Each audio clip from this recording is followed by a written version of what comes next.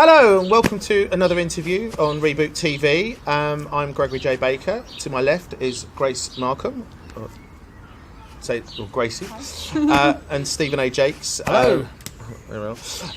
And today we're going to interview mainly Grace here with interaction from Steve. And what we're going to be talking about mainly is Grace's where she was before the programme that we talk about. A little bit about during the programme, and then perhaps where she is now. Grace did the programme somewhat, was it 4 years ago almost? Yeah. Pretty much. Yeah, it was 4 years ago. So in the early days of the programme. And so since she has been rebooted or stroke transformed, we're going to look at where she is at the day. Then we're going to talk a little bit about if anything's resonated with you or familiar with you in this interview, in this video, and we'll give you some pointers of where to go. So without further ado, we'll crack on. Are we ready, guys? Yeah, I think I'm ready. Are you ready, Grace? You ready, Grace? Great. Feeling comfy? Okay. Good. Okay, so first off then, and I'm already thinking about how we met, but little high five there. It sounds ominous, it's not like that. But just what brought you to participate in the programme? I don't know if you can remember that way, but that far back now. But I was really unhappy with my life, and I met you, and you were such a positive, happy person, and just having you around in the same sort of social situations kind of drew me to your personality.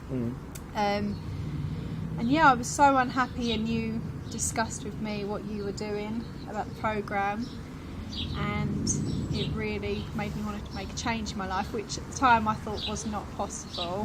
But there was a little part of me that did want to try. But yeah, I didn't think it was possible at all. No, it's really interesting because when I first met you, I mean, you turned up at the seminar. So there's 3 stages to the programme. There's the actual 4-day programme itself, which we call Genesis. Then there's the stage 2, which is live, which is the stage before that. It's a day. But then there's the first stage, which is it was a seminar in your day, wasn't it? And you came to a seminar, I remember. I think you sat at the back with Leah, wasn't it? I did. I sat at the back. I don't remember who I was with, but I sat at the back. And yeah, I remember someone else getting very emotional during it. And that made me feel a little bit...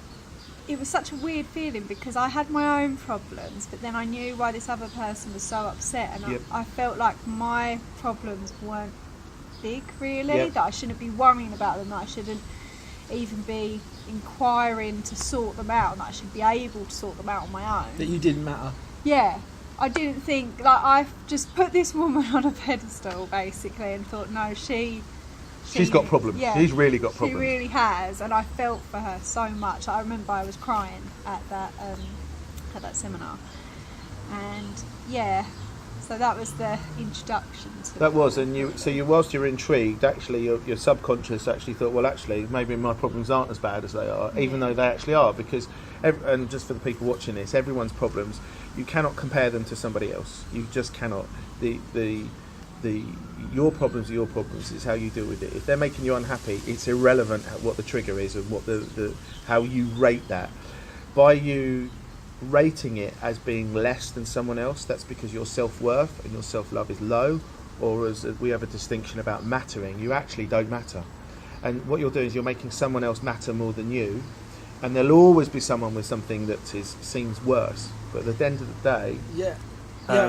Yeah, I agree. No, I was going to just say that because I think what most of us do, and most of the people out there, and I was exactly the same, is that we know that we've got problems, and what we do is we do everything in our absolute must to avoid them. So we will lie to ourselves about how we're feeling. We will lie to ourselves about the situation and the relationships that we have, the people that are around us, the job that we're in. Every single thing about what's really going on for us is we lie to ourselves about it. And it's keeping you stuck in that very thing. Exactly, and it will keep us stuck. And what also ends up happening is that because obviously you're so unhappy and you get stuck in it, you're really frightened to actually move on, and so therefore all of a sudden you'll start making up all these excuses, all these lies about, well actually I'm not that bad, I'm alright, I'm really not as bad as that person. Actually, is it just me? Am I just being like silly here? But really, inherently, you're not. But it's just the fact that we're socially conditioned to not be able to express or share or put ourselves first in a way that's really important to us. And I think that and everybody's doing that. I was included. So it's a really great distinction you got there, because you basically what you did live was put your problems on hold, even though actually they're still going to make you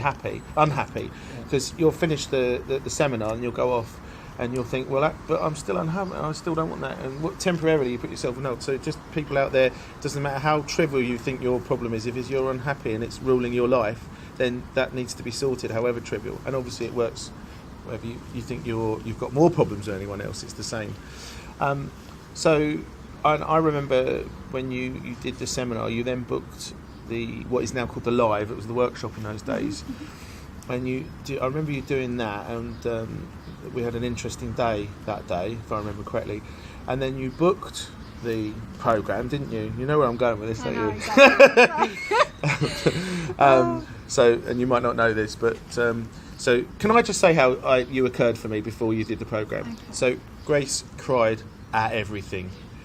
And it got worse and worse and worse till it was actually you couldn't mention anything without her crying, and then it would and you just wanted to give her a cuddle, but it was getting to the point it was debilitating for you, wasn't it?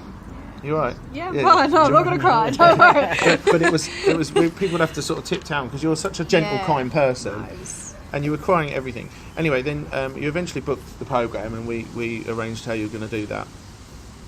And then you arranged the date, and then you cancelled.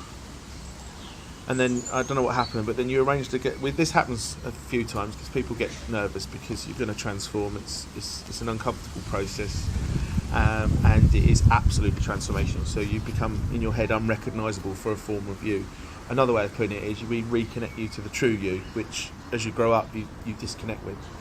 And you, I think you booked and cancelled I think a further 2 times, didn't you? Yeah, I kept doing it. I kept getting these feelings of no, I'll be able to sort it out myself. It's fine. I don't need help or anything. I started over-analysing all these emotions that I was going through. But then every time I felt like a little bit weaker and thought, no, I can't actually help myself, I'd come to you. Yes. And then we'd book something in and I'd be crying my eyes out. And then I'd have a little moment of being stronger for a few days and then think, oh no, I'm okay actually. I can work through all my issues in my own head. Yeah. So yeah, it was very up and down. Lots of emotions going on, hence all the crying. Yeah. So would you say there's... Well, I was going to say, I see this in so many of the people that, me included, and the people that do Reboot, is that there's two areas. First of all, is like you hit a nail on the head, is everyone thinks they can solve their problems. And the fact of the matter is they can't, because otherwise they would have already done it. Correct. So the situation is to think, no, I'm all right, I know what to do. I used to say to so many people, my business coach and my coaching people, I know what to do.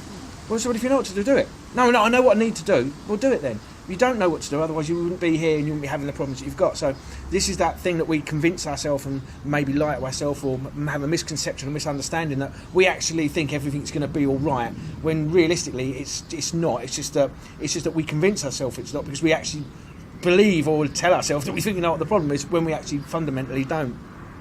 And then what also happens is that we, consciously or unconsciously, we don't like the way that we feel. So we'll have a few days where we're really, really down, and you'll think, do you know what, I'm pissed off feeling, I don't want to feel like this anymore. And then what happens is you start using willpower, you start using energy to lift you out of where it is. And what happens is you'll go, do you know what, and you'll start using energy, and then you lift it out of that way of feeling. You think, do you know what, actually I'm all right. And what's happening is you're using willpower and energy to sort of keep you above it, and you're focused on using energy. But at some point that energy is going to drop. And when that energy drops, that's when you fall right back down to where you want to go, oh, I'm really, really crap again, I'm really, really crap. And you'll stay there for 2 or 3 days. You'll go, I'm pissed off, feeling like this. And then you use energy again and lift yourself out. And you'll go, oh, do you know what? Actually, I think I'm all right. There's nothing wrong with me. And then you'll drop. And you're just doing these ups and downs, where you're lifting yourself out of it and then falling back into it. And lifting yourself out of it and falling back into it. And I think the majority of the people that I speak to and coach and talk to and do this work with, even me, that's exactly what I did. And that's why I think fundamentally that's what's happening. And we sort of have this misconception that we think we know what the problem is, and we have that respite when we're using energy to get out of it. Yep. But actually, it's not actually solving the problem. It's just just avoiding it really. Or it's actually sustaining it. And keeping it further from you. Sustaining it, it's a very good way of doing it. So I just wanted to point out because I think that's something that I found out and something I just saw in what you were doing. And that's what happened, and I'll never forget that. But then you had the guts to actually participate in the programme. And so what brought you to the programme was basically every part of your area of your life, your family, your relationship, mum, dad, your husband at the time, work-related issues. That's quite nicely put. Yeah. And there was a whole gamut of things. And they all added up, and you felt probably. What did you? How did you function? Yeah. How did you function in? I mean, because from what I'm hearing, there's a lot of stuff going on, and I know that we all do it. We all get through life somehow with the most horrendous of stuff going on. I'd had loads of stuff going on, but I look back and think I don't know how I actually did it. So what were you going through? What was your experience at the time? Everything was so interlinked, and I just at the time I was on antidepressants because I thought, this is going to help me. Obviously, I wasn't getting to the root of the issue, but I was so unhappy. I was in a religion which I've been brought up with my parents, and I wasn't happy in that. Didn't want to be in that at all. But I'd grown up in it, and I felt like I couldn't leave. I was also married, and my husband was in that religion. His whole family were, and in that religion, if I was to leave, none of my family or my friends were allowed to talk to me. So at the time I felt like if I leave and do what I want, I'm going to be alone. Okay. Yeah, so there was that. The fear of actually having nothing and no one and being left alone. Exactly. And so taking that step was scary because of that. And there was also the fact with work, I was having an affair. So I was cheating on my husband, which in the religion's eyes as well was bad. Yeah. So it's generally considered bad. Yeah, outside of I was going to say, not necessarily religion, I think. Yeah, true. I've never done it, so I wouldn't know. No, that's added to some joy of this video. But yeah, all of that was bad. And then obviously my parents didn't know, and I thought, they're going to be so ashamed of me because of the religious side of things as well as being my parents. And I just didn't. The way that I spoke to them and the way that I acted with them, because I had all these feelings with the other issues that I didn't want to discuss with them, I just didn't get on well with them because... Well, you're lying to yourself, you're lying to your husband, you're lying to everybody, you're lying to your mum, your dad, and that will be eating you up. We call those emotional cancers. Yeah, and the other thing as well, which a lot of people don't realise, is that your subconscious can't lie. No, it can't. It has the inability to lie. So everything that you ever do, every action you ever take, in your life throughout your whole life, and I'm sorry to say this, people, because there's probably most of you have done this and will have done this, but are doing it now and still doing it and intend to do it. But what happens is your unconscious brain can't actually lie. So the more wrong that you know that you're doing, correct, the more that you have more of these cancers that go deeper and deeper and deeper and deeper and deeper and deeper. And what ends up happening is people start doing more bad things to get away from the bad thing, and then more bad things and more bad things, and then so what ends up happening is that you unconsciously start eating yourself up alive because you just. Which I think was what's happening for you. Because even though I tried to stop the affair many a times, I'd get this feeling of, well, it's gone on now, so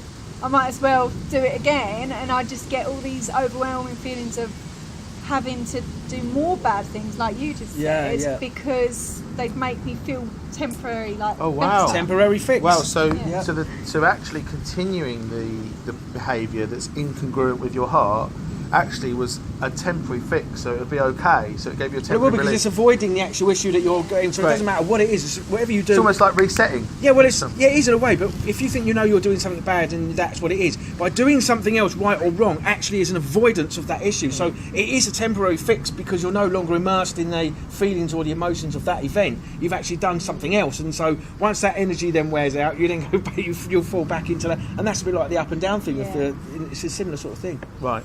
No. Yeah. So then what next? What was next? Well, I'm trying to think. So they were all so interlinked, and it really was kind of where do we start? That I just didn't know where to start, because with the religion, I wanted to get out of it for so long, but I felt like I couldn't. I felt trapped. Yeah. With the affair, I felt trapped, but then I felt a little bit obsessed with this person because it was kind of a distraction. Yeah, it was a distraction. It was a getaway for me Yep. for what I didn't want. Yes. So it was serving a purpose in that way. It was Yeah. keeping you in this feedback loop. Well, this is another bad behaviour to get out of the thing that's given you a bad experience. It's a distraction. Yeah. So yeah, and then the thing is, my ex-husband, he was just so nice, which made it annoying because I wanted him to be mean to me because I was feeling guilty of what I was doing. So yeah, it was just all interlinked, and it was very emotional because I didn't know what was going to happen if I tried solving each area. I was kind of scared of being quite alone from all aspects, really. I thought I'd lose my parents, my husband, all my friends, this other guy. Potential loss. Yeah. So it was quite scary, and to even think of trying to solve them. So just the thought of it prevented you, just the thought of these losses, so just actually imagining it was enough to stop you from actually doing anything about it. So for people out there, if this sounds familiar to you, this happens to a lot of people, it's a normal thing, where I'll give you an example. If you have a loved one and you think about them passing away, if you just think about it, it makes you feel sick. You know, we've had loss. I lost my sister and I lost my mum, and talking to loved ones about the loss, just the thought of it can actually make you feel ill. And in 9 times out of 10, it will stop people from doing things. However, well, also you've got to realise as well, it is all imagined. It's all not real. But it feels real. It feels real. Yep. And this is the argument I have with a lot of people. Is they say, "Oh, I've got this going on, that going on." So no, it's all. None of it's real. It's all imagined. Although it's real, what's really going on inside of you isn't actually real. It's something you're creating that, although it seems real, actually isn't, and it can be changed as soon as you change your perceptions and your behaviours and your beliefs around it. And the thing is, I see is that most people get stuck there with actually taking that step, crossing the road. That's what you've got to do. You've actually got to cross the road. Yeah. Most people walk up to the road and know it and go, oh, it's a bit busy, and then I'll just stay on that side of the road where, by actually crossing the road to the other side, it changes your whole experience. I like the analogy. You've got to cross the road. You've got to cross the road. You've got to, and there will be traffic. And you've got to do it. Yeah. So going back to you, so then you eventually you booked and then didn't book, then you booked, then it was. So there was a point where I remember you spoke to Mark Constable, another graduate who now, do you remember what he said to you? No. I do actually, believe it or not, because you rung him and I think we were in Medfusion at the bar, and you said to him, "Oh look, and he goes, look, what have you got to lose in the end? Because look at the mess you're in. You were like crying every day, all the time, and even if it went wrong, at least you wouldn't be crying about all of that. You'd be crying about something new, and something switched in your head." I don't know if you can remember it now. You know what? Power of the programme. I really didn't see it at the time. Like, I really didn't see the possibility. Yeah, I thought that I was going to be forever like that. Oh. Like, it's mad looking back now at the person that I was. Yeah. I can't. And it was real for you. Exactly where I was. I thought it was ever going to change for me. So this is really important. I think pretty much everybody feels this pre-reboot. We feel that, and it's almost like a qualifying thing. If you feel that right now, that there's no way that you're in this endless loop, then this is like you're perfect to investigate what it is that we have. And at the end, we'll talk about. I hear people saying, "Oh, I can't change. I'm like my dad. I'm like my mum. It is what it is. Oh, it's just life. You just got to get on with it." And it's all just absolute. Again, this is all bullshit lies that you're telling yourself and that you've made up yep. just to validate how you're behaving or what you're feeling, and it also stops you from taking action. If I turn around and say, "Oh well, I'm always going to be like this," well, now I've just taken away any possibility of ever solving it. Absolutely, and sometimes those beliefs are really hardwired, and that was to some extent. But then you saw all these people that had been around on the programme saying, well, actually, I was like that in some respects. Obviously, the story's different and the content's different, but the fact remains that you feel stuck, you feel like this is permanent. So you did make the change, you did come on the course, you did turn up, and you decided, and you like Whisper Gold now, hot drink. And there are other flavours of chocolate and other manufacturers you can use. So do you remember, so you finally did come on, do you remember much about participating in the programme? I know it was some years ago, but There's a few things that are really distinct to me. I remember throwing eggs off the balcony onto the car park. You get liberated in this programme. I just felt like it was so wild for me. Yeah. Like throwing eggs off the balcony. But I loved that feeling because I had so much like pent up anger. Yeah. That was amazing for me, and being silly was amazing for me. It felt really free, and I felt that I was really shown like unconditional love, and I really felt like I wasn't judged at all. And I think that was the first time I felt that I wasn't judged, because growing up in a religion, you weren't judged, by the way. That's why. But growing up in a religion where there's so many rules and my parents and everything was so strict that there is a judgment, and it felt like I couldn't do what I wanted to do. So it was like you gave me a little, I don't know, like you said, actually you can do what you want to do, and it felt a bit weird at first, like, no, I can't. So would you say it's sort of an unconscious, conscious permission? Yeah. As if it was okay. It was okay. Yeah, it was. It was okay for just to be like that. And did you feel safe? It was a safe environment? Yeah, it was very safe, and sorry.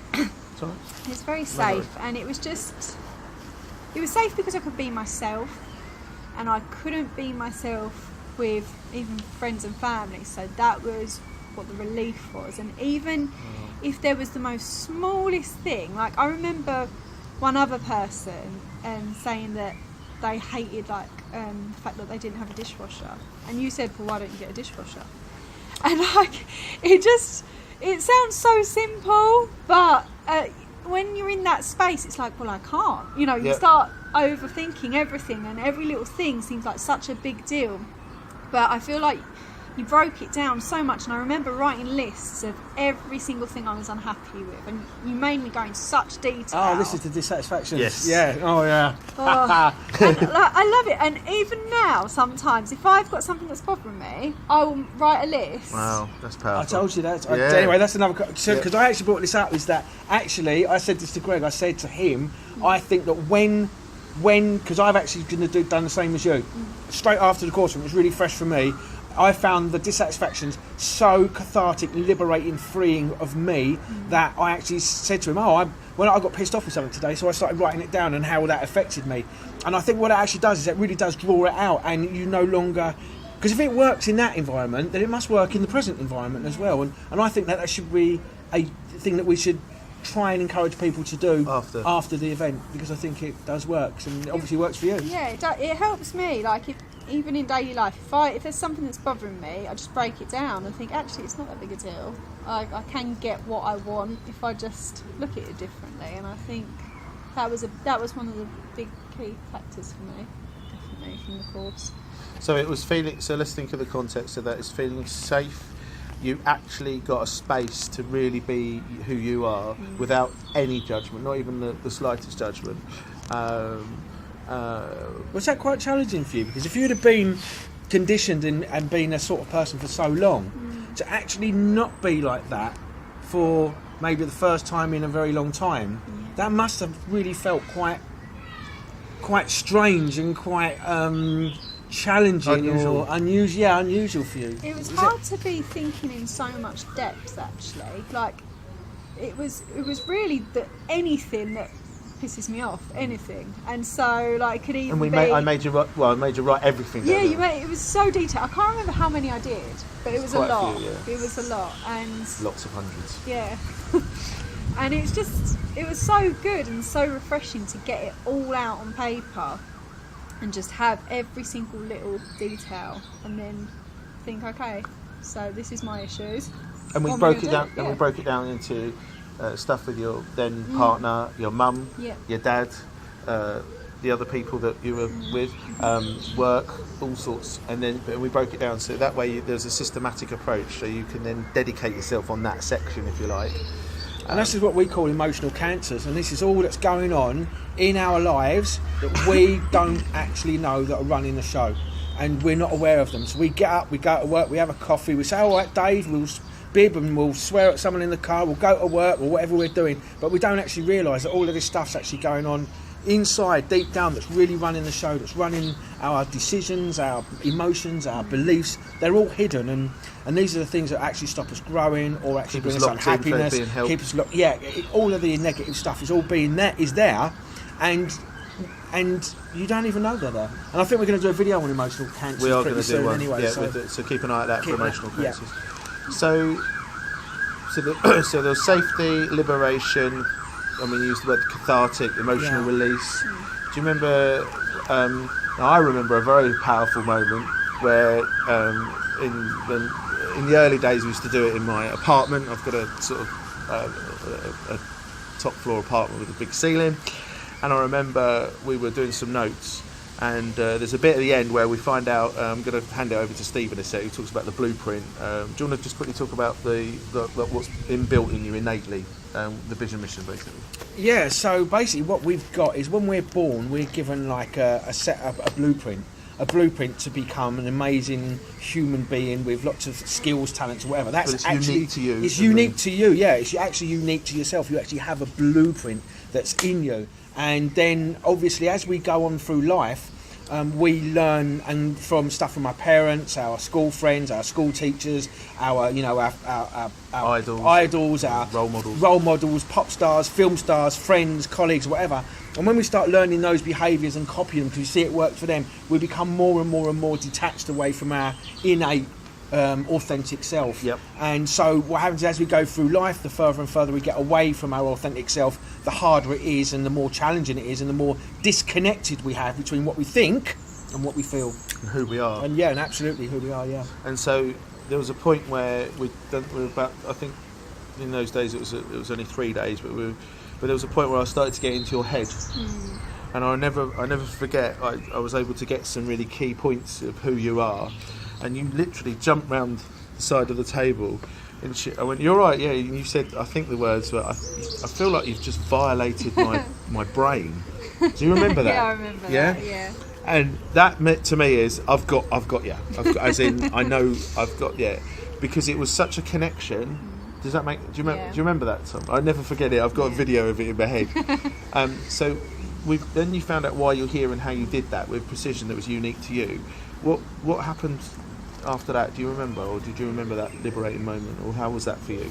What, when I figured out my... Yeah, when we figured out your vision and mission. It was a strange feeling because I wanted to make sure that it was right as well, because I thought it was correct. And even now, I still remember that it was about to show myself unconditional love so that I'm always happy, something like that. And I remember discussing with you why I love dogs so much, because they're so happy and they're always, they love you no matter what. And I remember that was a big key into my vision and mission. So I remember it took a while to nail it down, the specific wording, but it was so interesting. It's amazing how well it applies to me. Just because it's unique to you, Now, Did you find, because when I had mine, I was sitting there literally beaten up, I've done 4 days, I don't know what this is about. I thought I was going to feel a lot better, and I'm like, I don't know what I'm here, I've just been beaten the shit out of, I'm moody, I'm grumpy, I'm sitting there, I'm going, he really was. Whatever, right, okay. And he said, and then we done the vision, and when he worked it out and he told me it, I literally went from that to literally, oh my God. And I, at that particular point, every negative emotion and negative experience I had, and there's a lot of them, right? The abuses, the betrayals, the losses, the money, the house, everything, all that emotional attachment to that was gone. And I was like, oh, I can't feel that anymore. I literally could not feel anything that got me to that point. And so I literally physically changed. I literally jumped up, I was smiling, I had all this energy, I was laughing, I was Tracy, the girl that was doing me, freaked out because she thought I'd just completely lost it because she'd seen me being this forlorn character sitting on the sofa, to just doing that. So I can distinctly really remember when we done the vision and mission, how neurochemically or physically it all changed for me, and I just literally shifted into a brand new person. Did you have that similar experience? I felt more relieved just because it was quite a draining thing, really, going through everything in detail. It's so emotional. Yeah, it is. Yeah, it's tiring, really, but it was such a relief to be like, yeah, that makes sense. Those words make sense. They resonate with me. Yeah. So it was more of a deep breath, sigh. That's it. Yeah. And then since then, yeah. Yes. So that's probably a perfect segue. So that's the programme. So in essence, very challenging, very uncomfortable. Possibly people describe it as the most uncomfortable thing they've ever done. Is it also one of the best things you've ever done? Oh yeah. Oh wow, I felt that. Yeah. That was limbic. I actually don't think that I'd have changed my life if I had done it. Yeah. I really don't. I think I'd still be married. I think I still wouldn't get on with my parents. I think everything would be the same. Oh my god. Only just more damaging in your mind. Yeah. And further down the line. So, just recently, I don't know if we're allowed to talk about your recent acceptance of your new. Yeah, so Grace has now been offered a placement.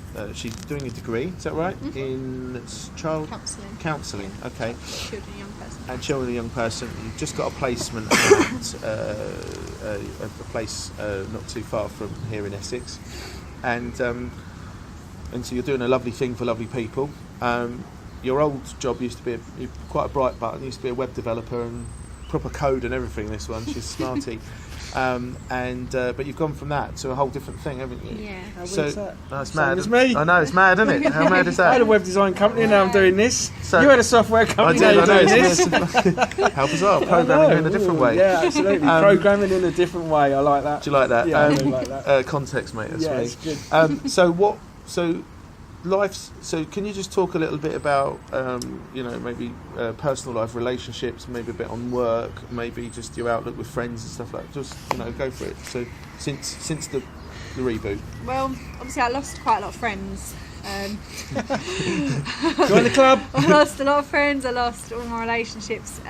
My relationship with my parents, though, that has been a work in progress. But now I talk to my mum pretty much every day, whereas I used to barely speak to them once a month. I used to avoid them. And you thought if you come clean and be yourself, you'd lose the relationship with your mum and dad, and it's been the complete opposite in the long run. I mean, no, that was an amazing feeling because they said to me, no, of course we wouldn't,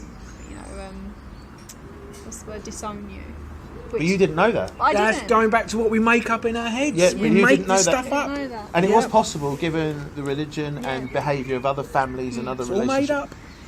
Yeah, But it was based on evidence of other Yeah. It's still made up. But Still made up, yeah. Yeah, so that's completely changed. And a lot of things I realise now was how I was acting, was creating this tension, blah, blah, blah with them. And then relationship-wise, obviously it ended with my ex. And at the time it ended really nicely, really civil, and that annoyed me at the time because I just wanted him to be so angry at me. I admitted that I cheated and he was so nice about it. And good man. Yeah. But I'm glad I went through all that because I really wouldn't know what it's like now to be in a relationship I'm completely happy with. I can't imagine being like the person I was before. Yeah. Obviously, because I cheated, that's brought up so many emotions for me because I know how possible it is, I know how easy it is. So that starting a new relationship after having done that to someone. And we had a lot of chats about this, didn't you, when you first got with your new guy? We did, because it's so hard not to keep thinking that that's going to happen to you, sort of thing. I thought that was going to happen to me because I had done it and because I knew how easy it was. Like, if I saw, I don't know, if I saw him on the phone in bed like this, I'd be like, oh, I used to do that. Like, you know what I mean? So yes, because you were so good at it, you then could pick up on those things because you were a master of it. I remember having that chat with you, Even though he's a completely different person, different opinions on cheating and stuff. You projected your experience onto him. Exactly. With friends, that's changed a lot. Even now, it's still changing. I think the more that I develop, even now, and realise what I want in friendships, because it's all different areas, really. Like, I realise what I want in a relationship, and I feel like I've got that now, and I feel like that I'm quite confident in that, as in Whereas before I wouldn't have said anything that I was unhappy with or anything with my past relationships. I'm very much upfront about it now. So you're being vulnerable and open. That way, if there is an issue, they can be dealt with, because life isn't perfect, we're all human. We were just talking to Jonathan Shaw earlier on a different one, worth watching the video on Jonathan Shaw. But we were talking about being vulnerable, and you know, true relationships. I always talk about it as all the 4 seasons. You know, it's not all love and cuddles, right? It's winter and the spring and the autumn. Yeah, I think we're just socially though. We've all got this delusion, this 100% delusion that we can't do anything wrong. Like if we trip up the curb, I tripped up the curb because it weren't. It's always something else, or it's always somebody else, or it's never you. And you've always got to be perfect, and you can't fail at anything, and you can't make any mistakes, and your ego kicks in. And we're all like that. And if you've got 2 people like that in a similar way, that's just so inauthentic, because you're not really being you. You're just coming up with excuses and blames and all the rest of it, and your ego, and it's always somebody else's fault. And there you've got that's going on, then, and you've always got your guard up. Then how does that relationship ever develop and ever really grow? It's all fake. It's all fake. And then when all of a sudden you do get to know each other and the barriers start coming down, you start feeling threatened by your own, because it's the way it should be. You start feeling threatened by it because of the vulnerability, and then you start making up stories and acting differently to where you normally would. And then it's like, well, why are you acting this way? And so it gets really complicated. When if you were just basically vulnerable and authentic from the start and honest, then you don't have any of that stuff really to. And I think no, absolutely. And I think what I've noticed for you, and again with Jonathan earlier on, but with yourself and myself as well, is having that courage to actually say, look, I'm just a human being. Yeah. I'm feeling upset now, and giving them the opportunity to show their love or not in that way. And that's been a real groundbreaker for you, because when I met you, you held everything in. Yeah, and now you've got. I mean, I know your other half, and he's awesome. And if you're watching, hello, mate. You're awesome, mate. I love you. Both of you are a lovely couple, and it's great because he does. Oh, and I know he really cares. But what's important is you're able to be vulnerable and say that you're unhappy, or I'm feeling a bit rubbish at the moment, and trusting that person to come back with that.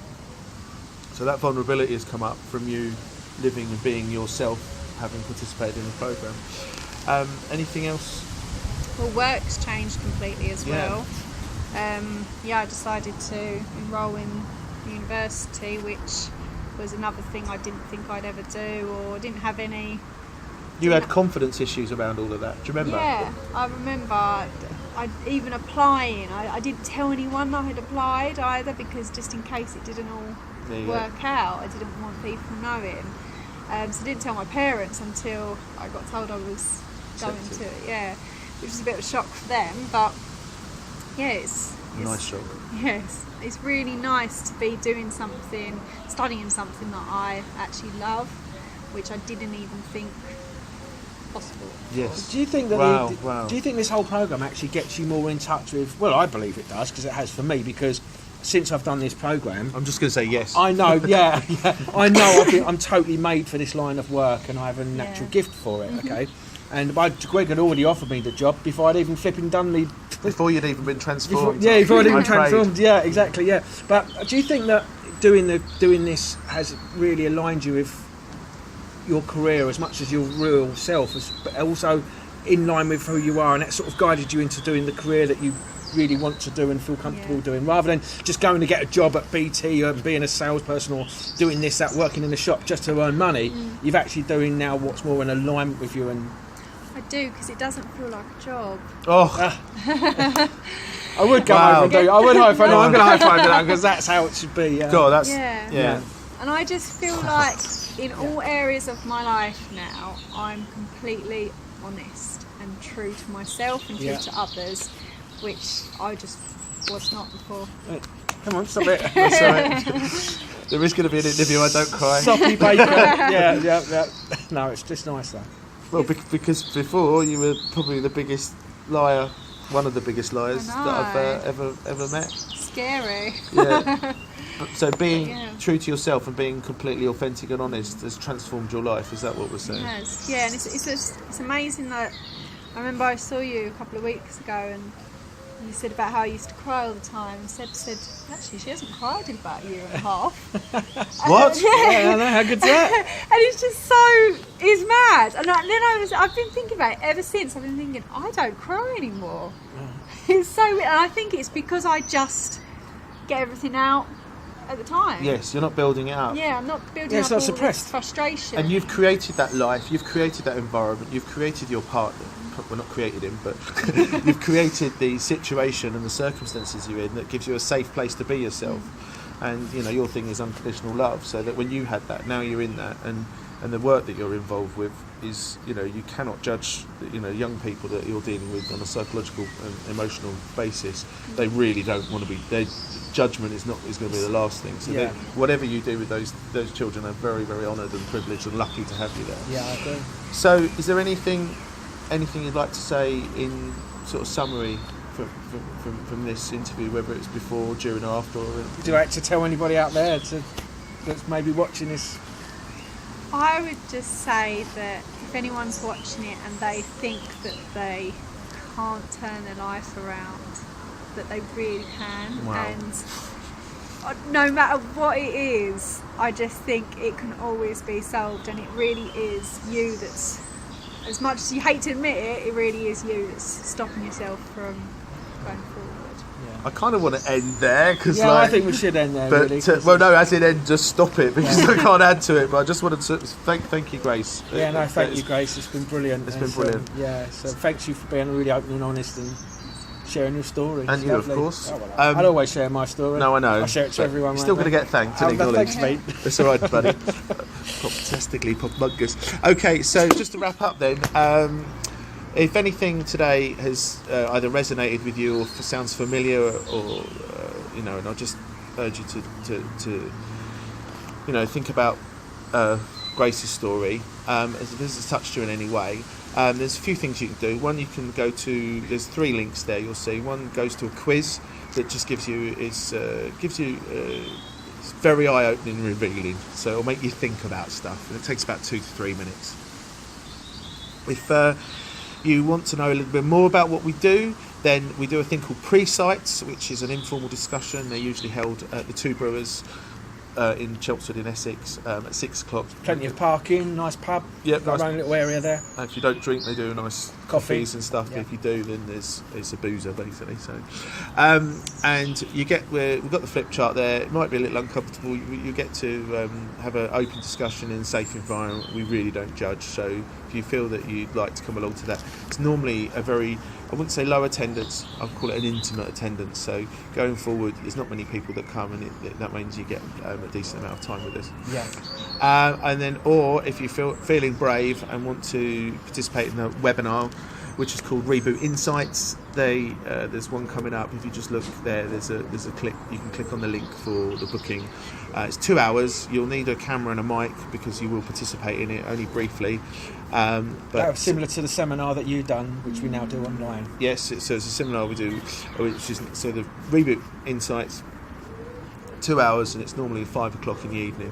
There's one coming up, so again there's a link there. So the 3 things are: you can do a quiz, or you can come to an informal meeting. All of these things are free, so we'll leave it there. Yeah, well, I also want to add is that we've also got some other interviews which we've recorded. They're currently on the YouTube channel Mind Project.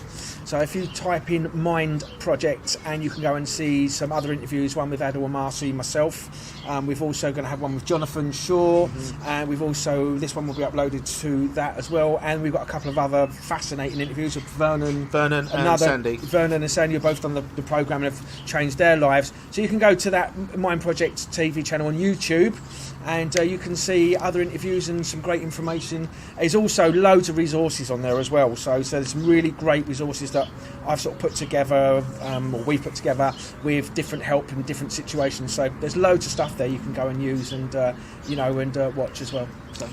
All right, thank you, Steve. Thank you, Grace, and here's leaving you some love. Ciao. Bye bye.